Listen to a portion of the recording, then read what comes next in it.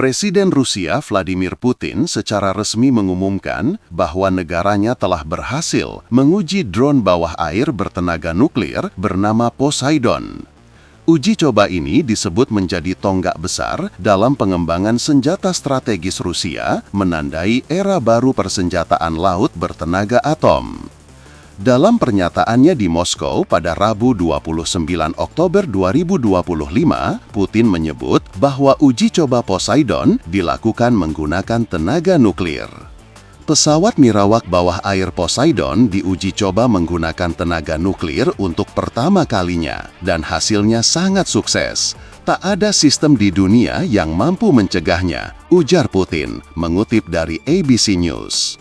Menurut Putin, drone bawah air ini memiliki kecepatan dan kedalaman operasi yang belum pernah dicapai oleh teknologi lain.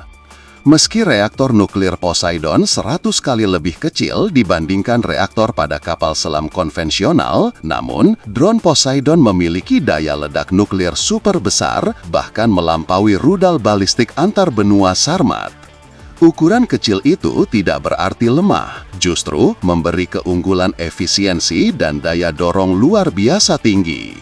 Reaktor mini tersebut memungkinkan drone melaju dalam jarak yang sangat jauh dengan kecepatan tinggi tanpa perlu kembali ke pangkalan untuk pengisian bahan bakar. Kekuatan hulu ledak Poseidon jauh melampaui rudal balistik antar benua Sarmat yang kita miliki, tambah Putin dengan nada bangga. Tak hanya itu, Putin juga mengklaim bahwa Poseidon mampu beroperasi di kedalaman laut yang sangat ekstrim, jauh di luar jangkauan teknologi bawah air militer lain yang dimiliki negara manapun saat ini. Kemampuan tersebut membuat Poseidon menjadi senjata strategis laut dalam yang bisa berfungsi sebagai alat balasan nuklir otomatis terhadap musuh, bahkan jika Rusia dalam keadaan lumpuh akibat serangan besar.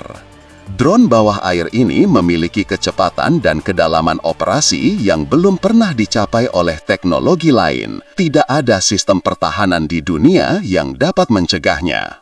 Lebih dari sekedar alat serang militer, Poseidon disebut mampu menciptakan tsunami raksasa radioaktif jika diledakkan di perairan dekat pantai musuh. Menurut laporan media Rusia, skenario ini dapat menghasilkan gelombang laut setinggi puluhan meter yang menyapu kota pesisir, menghancurkan infrastruktur vital, dan menyebarkan kontaminasi radiasi dalam skala luas.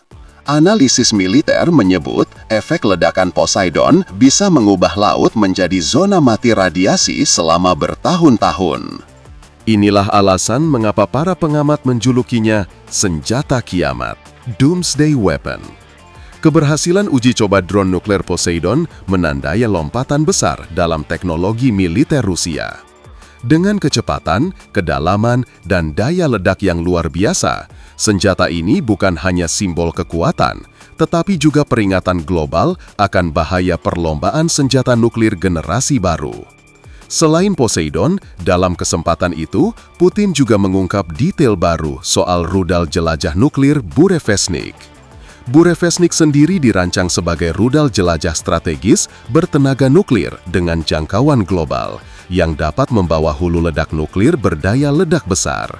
Senjata ini memungkinkan Rusia menyerang target di belahan dunia manapun tanpa perlu menggunakan peluncur antar benua konvensional.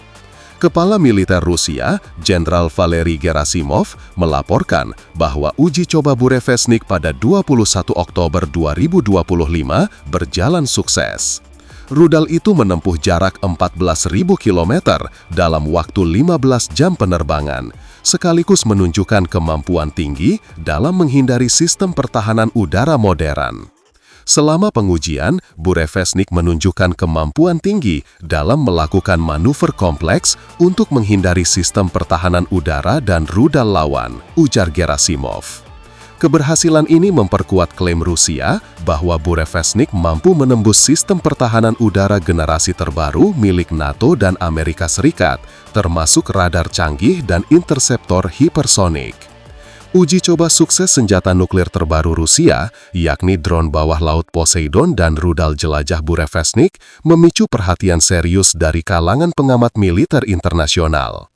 Keberhasilan dua proyek senjata berteknologi tinggi itu dinilai sebagai pesan strategis Rusia kepada Barat, terutama Amerika Serikat dan Pakta Pertahanan Atlantik Utara (NATO), bahwa keseimbangan kekuatan global kini berada di titik yang paling rapuh sejak berakhirnya Perang Dingin. Para analis menilai bahwa keberhasilan Rusia menguji dua sistem senjata bertenaga nuklir ini bukan sekedar demonstrasi teknologi, tetapi juga pernyataan politik keras. Langkah tersebut menunjukkan bahwa Moskow masih memiliki kemampuan militer dan ilmiah yang dapat menandingi Barat meski tengah menghadapi tekanan ekonomi dan sanksi internasional.